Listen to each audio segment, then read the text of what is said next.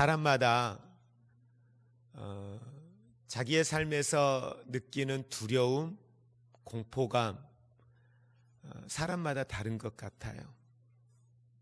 어떤 분들은 아무렇지 않게 뛰어넘어갈 수 있는 일들도 어떤 이에게는 대단히 큰 공포와 두려움으로 자기의 인생을 가로막는 불편함이 들 때가 있습니다.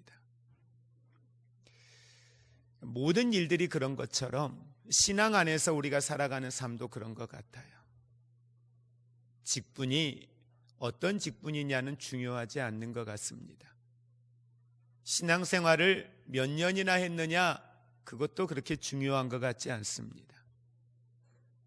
우리가 하나님의 은혜 안에서 구원을 받고 믿음의 길을 걸어가지만 그 걸어가는 삶의 여정 속에서 우리 앞에 직면하는 수많은 일들이 있는데 그 상황과 환경 앞에 우리의 믿음의 모습들은 대단히 다양한 형태로 드러납니다. 어떤 이들은 그것들을 하나님이 내게 주신 축복의 기회로 받아들이는 분이 있는가 하면, 어떤 이들은 머릿속으로는 알겠는데, 아니 과거에는 나도 그 상황들을 믿음으로 기도로 뛰어넘었는데 지금은 내가 하나님께 기도할 수 없을 만큼 에너지가 소진되어져서 기도해야 된다는 건 알겠는데 기도하기 위하여 하나님 앞에 나아가면 무엇을 내가 말해야 될지 기도할 에너지조차도 없이 살아가는 분들도 분명히 있습니다. 어떤 이들은 내가 지식으로는 하나님을 아는 것 같은데 삶의 현장에서는 그 하나님이 어떤 분인지를 경험해 본 적이 없는 거예요. 그 사람들은 하나님에 대하여 이야기하고 간증하면서 내게 수많은 이야기들을 해주지만 정작 내게는 그것이 와닿지가 않는 거죠. 그러니까 물리적인 환경으로는 내 앞에 직면하여 있는 이 상황들을 뛰어넘을 수 있는 그 영적인 에너지가, 그 능력이 내 안에는 없는 거예요. 성경을 보다 보면 성경 안에도 이와 유사한 모습으로 기록되어져 있는 인물들이 참 많이 등장을 합니다. 눈에 보입니다. 왜 저러고 있지? 하나님을 구하면 되는데 왜 저러고 있지? 왜 저걸 선택하지? 하나님을 구하면 되는데, 하나님이 말씀해 주는 대로 하면 되는데 왜 저기서 저러고 있을까? 안타까움으로 보는 사람이 있습니다. 그런데 어떤 인물은 우리가 생각해도 너무 대단한 거예요. 야, 어떻게 저럴 수 있을까? 어떻게 저 상황에서 저런 선택을 할 수 있을까? 어떻게 저 상황 속에서 하나님을 구할 수 있을까? 그런 믿음의 사람들을 보면서 도전을 받지요. 나도 저렇게 살고 싶다. 나도 저런 믿음의 사람이 되고 싶다. 나도 저렇게 믿음으로 여호와를 구하고 나아가면 나도 저런 하나님의 능력들을 경험할 수 있을까? 그런 사모하는 마음, 그런 믿음에 대한 아름다운 그림들을 그려볼 때가 있습니다. 우리는 계속 사무엘 하에 들어와서 다윗이 헤브론 땅에서 왕이 되고 난 이후에 그가 통일된 이스라엘의 왕으로 자리하는 그 과정까지의 여러 가지의 사건들을 우리는 경험을 했습니다. 그러면서 다윗이 걸어왔던 길들을 보면서 우리가 한 가지 중요한 사실들을 보게 되는데, 바로 그것은 다윗에게는 분명히 하나님의 약속의 말씀이 있었습니다. 약속의 말씀이 있었지만 그 약속의 말씀들이 자신의 물리적 환경 속에서는 어떠한 그 약속의 말씀이 성취되어짐을 볼 수가 없는 거지요. 쫓기는 삶을 살았던 다윗의 모습, 나중에는 블레셋 가드 땅에서 머물렀던 삶의 모습, 오늘 5장에 오기 이전까지 그가 하나님이 이스라엘에 기름 부어 왕으로 세우시겠다라고 하신 약속의 말씀이 있고, 사울이 죽고 난 이후에도 자그만치 7년 반이라고 하는 시간이 지나고 나서야 이스라엘의 통일된 왕국의 왕이 되는 모습을 보게 됩니다.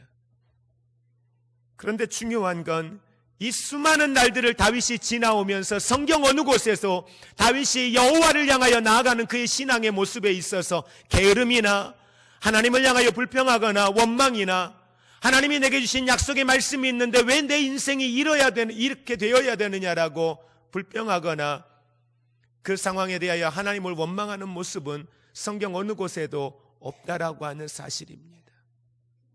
그러고 보면 그것이 다윗의 인생뿐만 아니라 수많은 믿음의 사람들의 삶의 모습들 속에서 나타나는 공통된 모습이었습니다. 하나님의 말씀이 있고 하나님의 비전이 있어서 믿음의 길을 걸어가지만 그 걸어가는 믿음의 길 가운데에 하나님의 약속처럼 하나님이 주신 말씀처럼 내 삶에 펼쳐지지 아니하지만 그럼에도 불구하고 끝까지 그렇게 하나님을 신뢰하며 나아갔던 믿음의 사람들, 그리고 그 하나님의 약속의 말씀이 성취되어진대. 근데 그들에게 나타났던 공통된 특징 중에 하나는 뭐냐면 그들은 그들 앞에 직면한 상황과 환경 앞에 좌절이나 절망이나 낙심하지 않았다라고 하는 사실입니다. 왜요 하나님? 언제까지요 하나님? 이러지 아니하고 끝까지 그 하나님을 신뢰하며 나아갔던 모습을 보게 됩니다. 그래서 성경은 구약이나 신약이나 곳곳에서 우리에게 대단히 중요한 공통된 사실을 하나 이야기합니다. 인내로 주의 뜻을 이루라 라고 말씀을 하고 있습니다. 그런데 그 인내의 때가 하나님이 그 때를 정해주시면 그때까지 참고 기다리겠는데 그 때를 우리에게 말씀해 주지 않는다는 사실입니다. 또 하나 중요한 사실을 발견하는 것은 이 하나님의 약속의 말씀이 있고 하나님의 섭리하심이 있지만 그 선택은 누구의 몫이다? 오늘 우리의 몫임을 분명히 이야기합니다. 저와 여러분에게는 하나님의 약속의 말씀이 있습니다. 저와 여러분에게는 하나님이 주신 비전과 소명이 분명히 있습니다. 성경에 기록되어진 이 모든 말씀은 우리에게 주신 하나님의 레마의 말씀들인 것도 분명히 맞습니다. 그런데 중요한 건 내게 주신 이 약속의 말씀들을 가지고 내가 무엇을 선택할 것이냐에 대한 것은 저와 여러분의 몫이라는 사실입니다. 다윗과 사울의 인생의 출발이 그리 다르지 않았습니다. 두 사람 다 하나님의 약속의 말씀을 붙들고 시작했습니다. 이 이스라엘이 하나님의 영광을 위하여 하나님이 택하신 민족이요, 그들이 왕으로 세움받은 목적이 하나님이 세우셨고 그들의 하나님이, 그들의 주권이 하나님께 있음에 대하여 분명히 이야기했습니다. 그런데 성경을 보다 보면 우리가 보아왔던 것처럼 다윗의 인생은 철저하게 여호와의 말씀이 그에게 임할 때에 그는 그 말씀을 듣고 순종하는 일을 선택했습니다. 그러나 사울의 인생은 하나님의 말씀이 그에게 있었지만, 하나님의 약속의 말씀이 그에게 있었지만, 그를 향한 하나님의 비전과 목적과 사명이 분명히 있었지만 그는 하나님의 말씀을 붙들기보다는 내 생각과 환경과 자기의 욕심을 따라 선택하는 사울의 모습을 봅니다. 그 결과에 대한 책임 또한 분명히 당사자가 짊어지어야 함을 성경은 우리에게 이야기해 줍니다. 그래서 오늘 본문 말씀을 통해서도 우리가 볼 수 있는 중요한 사실은 바로 이 다윗의 인생처럼 하나님은 하나님의 일을 반드시 이루신다. 오늘 성경에 보면 다윗이 나이가 몇이라고 합니까? 30이라고 합니다. 그런데 그 30에 왕이 되었습니다. 왕이 되어서 40년을 이스라엘을 통치하는데 그 40년 가운데 7년 반이라고 하는 시간은 헤브론 땅에서 머물면서 있었던 왕의 생활입니다. 그리고 나중에 헤브론과 이스라엘의 11지파가 하나로 통일되어져서 바로 이스라엘의 왕으로 세움받는데 그게 오늘 본문 이하에서부터 기록되어진 내용. 그리고 나서 그가 32년 반이라고 하는 시간을 이스라엘의 왕으로 이스라엘을 다스렸다라고 성경은 이야기하지요. 그러면서 다윗이 이스라엘의 왕이 되는데 성경에 보니까 6절 말씀 같이 합독하겠습니다. 왕과 그의 부하들이 예루살렘으로 가서 그 땅 주민 여부스 사람을 치려하며 그 사람들이 다윗에게 이르되 내가 결코 이리로 들어오지 못하리라. 맹인과 다리 저는 자라도 너를 물리치리라 하니 그들 생각에는 다윗이 이리로 들어오지 못하리라 함이라. 다윗이 예루살렘으로 갑니다. 그 예루살렘에 여부스 사람들이 있는데 이 여부스 사람들이 다윗을 보고 말합니다. 너는 연약한 자여서 장애인들과 싸움을 하여도 너는 그들을 결코 이기지 못할 것이다. 그런데 너희가 우리와 싸우겠다고 결코 너는 우리와 싸워서 이길 수 없다라고 이야기합니다. 그런데 7절 말씀에 보니까 다윗이 시온 산성을 빼앗았으니 이는 다윗성이더라 라고 이야기를 합니다.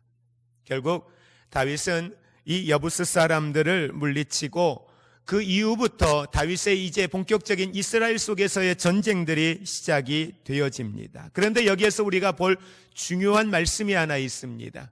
바로 10절에 있는 말씀입니다. 같이 합독합니다. 만군의 하나님 여호와께서 함께 계시니 다윗이 점점 강성하여 가니라. 성경은 다윗이 점점 강성하여져 갔다. 다윗의 나라가 점점 확장되어져 갔다. 다윗의 힘이 점점 강하여져 갔다라고 이야기를 합니다. 그런데 성경은 다윗이 이렇게 강하여져 간 그 근원을 분명히 이야기합니다. 뭐라고 합니까? 여호와께서 함께 계시니. 여호와께서 함께 계시니. 다시 말하면 다윗의 인생은 온전히 하나님과 함께하는 인생의 길이었다라고 하는 사실입니다. 그러면서 다윗은 12절 말씀에 대단히 중요한 신앙의 고백을 하고 있습니다. 같이 합독합니다. 다윗이 여호와께서 자기를 세우사 이스라엘 왕으로 삼으신 것과 그의 백성 이스라엘을 위하여 그 나라를 높이신 것을 알았더라. 아멘.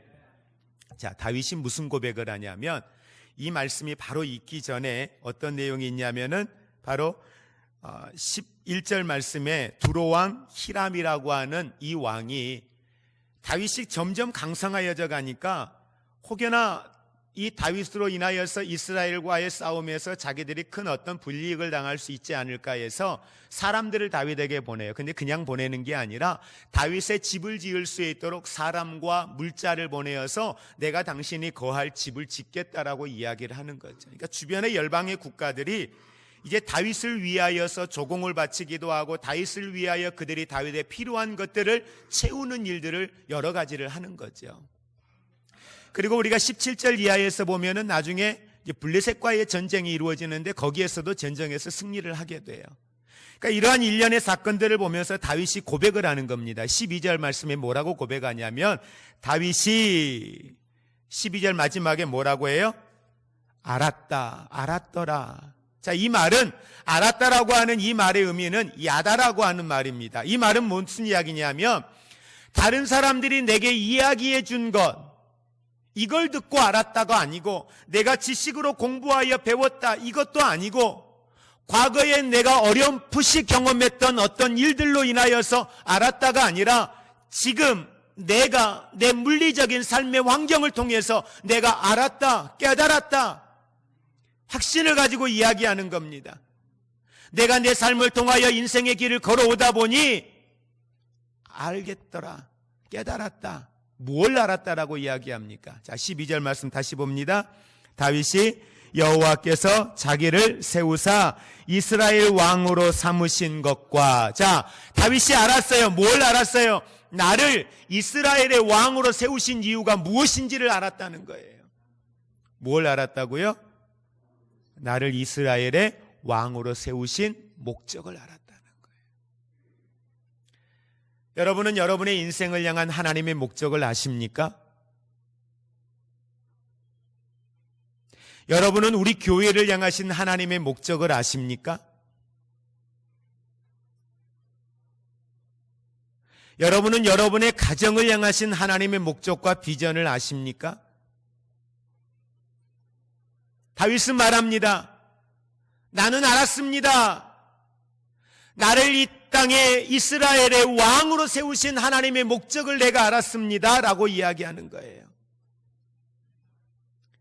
이 목적을 알기 전에도 다윗은 하나님을 그의 삶의 중심에 두고 살아왔던 사람입니다. 블레셋의 가드 사람 골리앗이 앞에 있어도 그에게는 가드 사람 골리앗이 보이는 게 아니라 누가 보여요?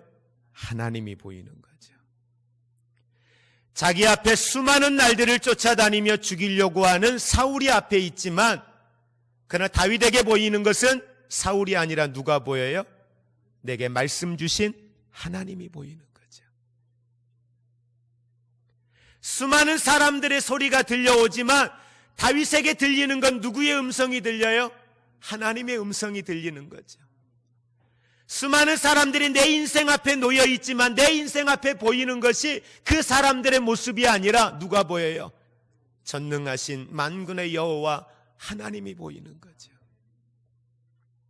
내가 하고 싶은 것도 많고 내 실력과 내 능력과 내 환경 수많은 것들이 내게 있지만 그럼에도 불구하고 지금 내가 붙드는 건 뭘 붙들어요? 내 인생을 향하신 하나님의 목적과 사명이 무엇인가를 붙드는 거죠.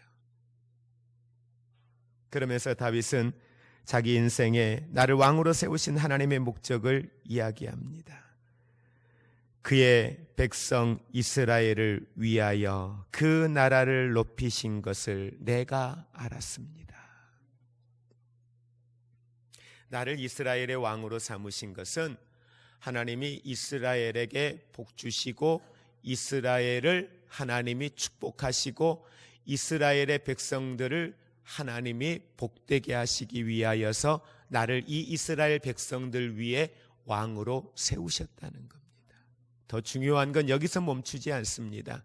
이스라엘은 하나님이 선택한 민족입니다. 무엇을 위해서요? 하나님이 하나님의 일들을 위하여 하나님이 이스라엘을 택하셨습니다. 그리고 열방의 국가들에게 이 이스라엘을 통하여 하나님이 어떤 분인지를 나타내 보이셨습니다. 다시 말하면 하나님이 이스라엘을 택하시고 그 이스라엘을 통하여 하나님이 하나님의 일들을 이루어가기를 원합니다. 이루어가기를 원하시기 때문에 그 일들을 이루어갈 수 있는 리더를 세우시는데 그 리더를 누구를 세우셨다고요? 다윗을 세우셨다는 거예요. 그러기에 이 이스라엘은 철저하게 이스라엘의 주권이 누구에게 있다? 하나님께 있다라고 하는 사실을 아는 겁니다. 하나님은 우리와 평교회를 통하여 하나님이 하시고자 하시는 일들이 있습니다. 그 일들을 위하여서 하나님께서 김진회 목사님을 세우시고 목사님을 통하여 여기까지 오게 하셨습니다. 그리고 하나님이 때가 되어서 다윗을 하나님이 느보산에서 데려가신 것처럼 그 다음에 하나님이 다른 사역자를 통하여 하나님이 교회에 하나님의 목적과 사명을 이루시기 위하여 또 한 사람을 세우신 거죠. 그 세우심의 목적이 누구를 위해서? 저를 위해서가 아니라 하나님이 하나님의 일을 위해서 세우신 것이지요. 그래서 우리는 순종함으로 그 하나님의 뜻 안에서 하나가 되어 하나님의 비전을 붙들고 나아갑니다. 그렇게 나아가다 보면 하나님이 또 때가 되어져서 하나님이 필요하시다면 언제든지 교회를 통하여 이루고자 하시는 하나님의 목적과 비전이 있으니까 또 새로운 사람을 통해서 하나님이 하나님의 일들을 이루어 가실 수도 있는 겁니다. 우리의 관심은 항상 어디에 있어요? 목사인 저에게 있어서 되는 것이 아니라 늘 우리의 중심은 하나님께 있어야 된다는 거예요. 하나님이 화평교회를 통해서 하실 일들이 무엇이냐라는 거죠. 이 땅 가운데 펼쳐가실 하나님의 거룩한 일들을 위해서 하나님은 그렇게 일해 가실 것입니다. 다윗은 그걸 안 거예요.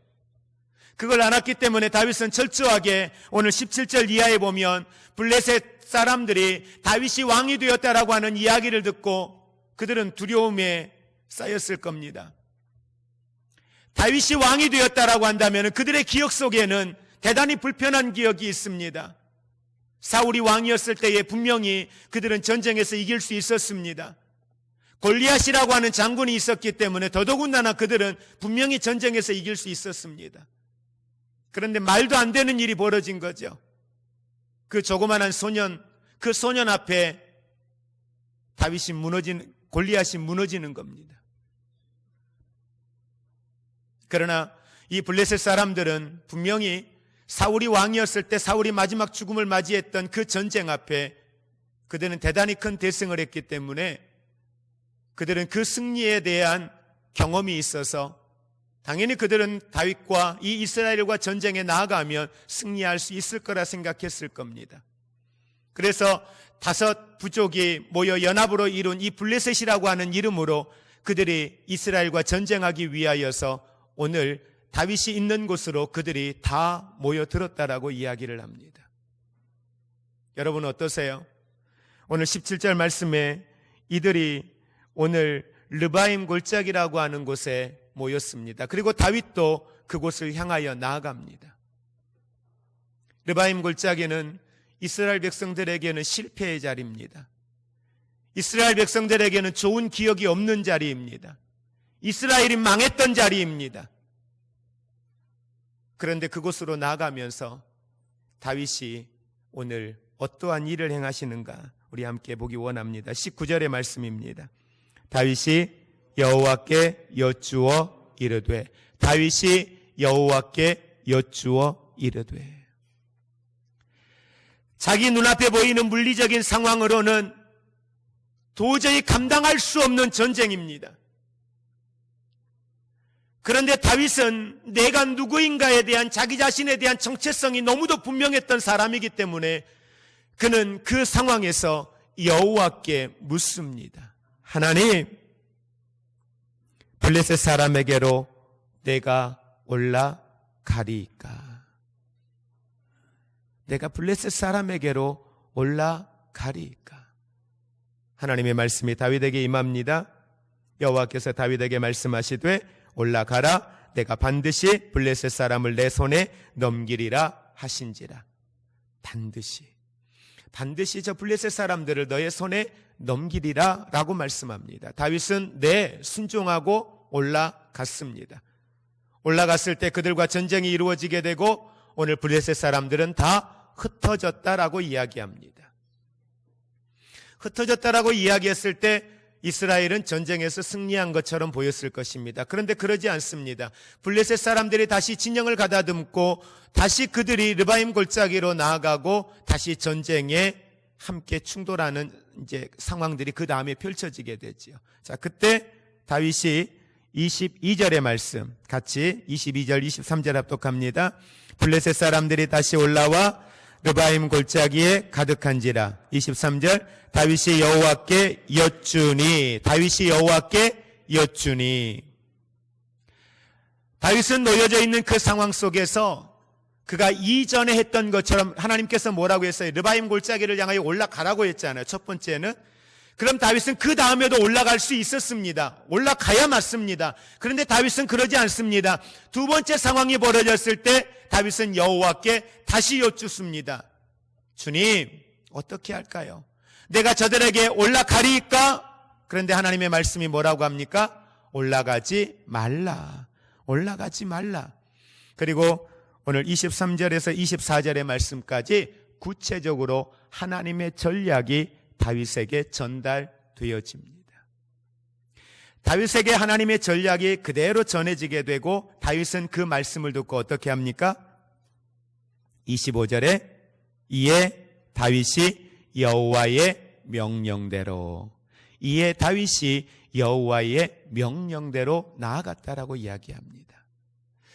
근데 여러분, 오늘 다윗에게 하나님이 하신 말씀들을 한번 잘 보시기 바랍니다. 23절 24절 같이 합독합니다. 다윗이 여호와께 여쭈니 이르시되 올라가지 말고 그들 뒤로 돌아서 뽕나무 숲을 맞은편에서 그들을 기습하되 뽕나무 꼭대기에서 걸음 걷는 소리가 들리거든 곧 공격하라. 그때에 여호와가 너보다 앞서 나아가서 블레셋 군대를 치리라 하신지라. 이 전략의 내용들을 보면 사실은 특별한 내용이 아닙니다. 어떻게 보면 매복해 있다가 나가라는 거예요. 신호가 떨어지면 나가라는 거예요. 하나님은 하나님을 구하고 하나님의 지혜를 구하고 하나님의 능력을 구하는 사람들에게 하나님은 분명히 말씀해 주십니다. 아멘. 이스라엘 백성들의 역사를 통해서도 보면 그들이 공경에 처하여 있을 때마다 하나님께 묻습니다. 그런데 하나님은 어떻게 하셨어요? 그들에게 말씀해 주셨습니다. 근데 말씀을 해주시는데 그 말씀을 해주시고 난 이후가 이제 중요한 거죠. 하나님의 말씀은 분명히 저와 여러분에게 있습니다. 아멘. 저와 여러분이 기도할 때마다 하나님은 우리에게 분명히 어떻게 하라고 하나님의 뜻을 말씀해 주십니다. 그렇죠? 듣지 못해서 순종을 못합니까? 아는데도 순종을 못합니까? 들어요. 우리는 듣고 난 이후에 중요한 것, 선택은 누구의 몫이에요? 우리의 몫이에요. 하나님의 뜻이 무엇인지 우리는 압니다. 아는데 우리가 거기에 순종하느냐 하지 않느냐는 우리의 몫이 되어져 있더라는 거예요. 선악과를 먹지 마라. 먹는 날은 너가 정령 죽으리라. 하나님의 말씀입니다. 그러나 먹느냐 먹지 않느냐는 누구의 선택이에요? 아담과 하와의 선택이었습니다. 내가 너희들에게 가나안을 주리라. 하나님의 말씀이 있었습니다. 징표도 보여주었습니다. 10가지의 재앙을 통하여. 그러나 그들이 가나안을 보고 와서 믿음의 말을 하느냐 하지 않느냐, 가나안을 가느냐 가지 않느냐, 그 선택은 누구의 몫입니까? 그들의 몫이었습니다. 이스라엘의 왕으로 세우신 건 하나님입니다. 하나님의 말씀이 사울에게 임하지만 그 말씀을 듣고 행하느냐 행하지 않느냐, 그건 누구의 몫입니까? 사울의 몫이었습니다. 저가 내 말을 청종하지 아니하므로, 내 말을 듣지 아니하므로 하나님이 그를 왕에 세우신 것을 후회하셨다라고 말씀합니다. 다윗을 보고는, 이새의 아들 다윗을 보니 내 마음이 합한 자라. 하나님의 말씀이 임할 때 그 말씀을 듣는 거죠. 그런데 한 가지 중요한 건, 오늘 하나님이 다윗에게 뭐라고 합니까? 여호와가 너보다 앞서 나아가서. 보이십니까? 여호와가 여러분을 앞서 나아가는 게 보이십니까? 요단강 앞에서 여호수아가 기도하는데 하나님이 여호수아에게 벗개를 맨 제사장들로 하여금 그 물이 범람한 그곳을 향하여 발을 내딛고 걸어가라고 합니다. 기도의 응답이 떨어졌으면 요단강이 바로 갈라지면 얼마나 좋습니까? 기도의 응답이 떨어지고 나면 홍해바다가 그냥 갈라지면 얼마나 좋습니까? 기도하고 나서 하나님이 들으시고 응답하셨으면 저 여리고성이 그냥 우리 앞에서 무너지면 얼마나 좋습니까? 그런데 가라고 합니다. 돌라고 합니다. 우리도 이 음성을 듣습니다. 그런데 누가 갈 수 있습니까? 누가 그 요단강을 향하여 발을 내디딜 수 있습니까? 바로 여호와가 나보다 앞서 나아가심을 보지 못하면 우리는 절대 그 요단강에 발을 내디딜 수가 없습니다. 다윗은 자신의 인생을 통해 분명히 경험했습니다. 그래서 알았다는 거예요. 그의 인생을 통해 그는 분명히 경험했습니다. 내가 여호와의 말씀을 붙들고 나아가면 하나님이 내 인생을 앞서 가시며 내 길을 형통케 하실 하나님이심을 그는 알았던 겁니다. 하나님이 말씀하십니까? 그런데 답이 눈에 보이지 않습니까? 하나님이 말씀하셨는데 도저히 이해되지 않고 그 상황들이 도저히 받아들여지지 않습니까? 그래도 내게 말씀 주신 그 하나님이 여러분이 나아가시면 여러분 앞서 그분이 앞서 가심을 믿으시고 순종하는 자리에 있기를 주의 이름으로 축복을 드립니다. 모든 믿음의 역사는 그분이 우리를 앞서 나아가시며 이루시는 하나님의 역사임을 믿으시기를 바랍니다. 때로는 고난도 있겠지요. 때로는 불편함도 있겠지요. 그러나 다윗이 고백했던 것처럼 내 인생의 분명한 내 정체성이 내가 하나님의 자녀요, 하나님의 은혜 안에 구원받은 하나님의 거룩한 백성, 양자된 하나님의 자녀라는 사실을 우리가 믿고 나아간다면 그분은 저와 여러분의 인생을 가장 선한 길로 이끄실 전능자 하나님이심을 믿으시기를 바랍니다. 이에 다윗이 여호와의 명령대로 행하여, 이에 다윗이 여호와의 명령대로 행하여, 오늘 저와 여러분의 인생이 내가 하나님의 말씀대로 행하였더니, 내가 하나님의 말씀대로 행하였더니, 이 뒤에 따르는 여호와가 내 인생을 앞서 행하시는 하나님의 능력의 역사들을 여러분의 삶을 통하여서 내려가시기를 주의 이름으로 축복을 드립니다. 지난 금요일 심야 기도회 때 함께 나누었던 말씀의 내용입니다.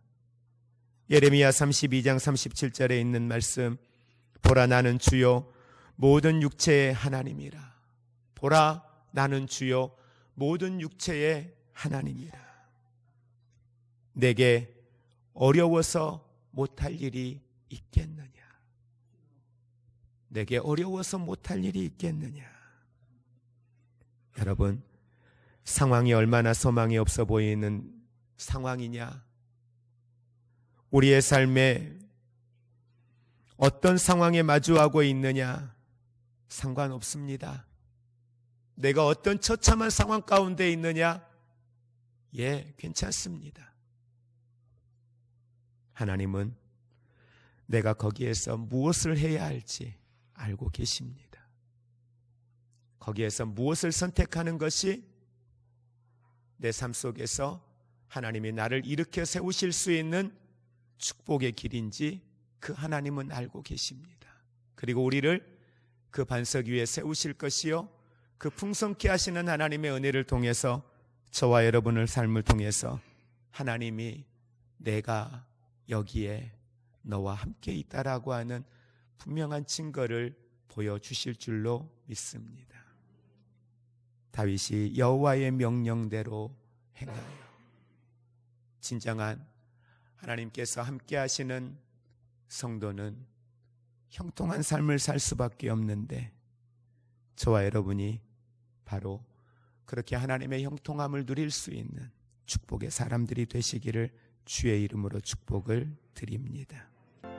이제는 우리 주 예수 그리스도의 은혜와 하나님 아버지의 사랑하심과 성령님의 교통하심이 여호와께서 말씀하신 대로,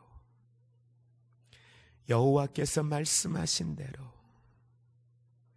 하나님, 내가 여호와의 말씀대로 행하기를 원합니다. 이렇게 고백하며 말씀대로 행하였더니 하나님이 써내려 가신 놀라운 일들을 보며 우리의 삶을 통하여 그렇게 하나님의 그 약속의 말씀들이 성취되어짐을 통하여 하나님의 나라가 확장되어지기를 소원하고, 그렇게 믿음으로 고백하며 나아가는 사랑하는 모든 성도들 위해, 저들의 가정 위에, 이 나라 정치, 경제, 외교 위에 이제로부터 영원토록 함께 있을지어다.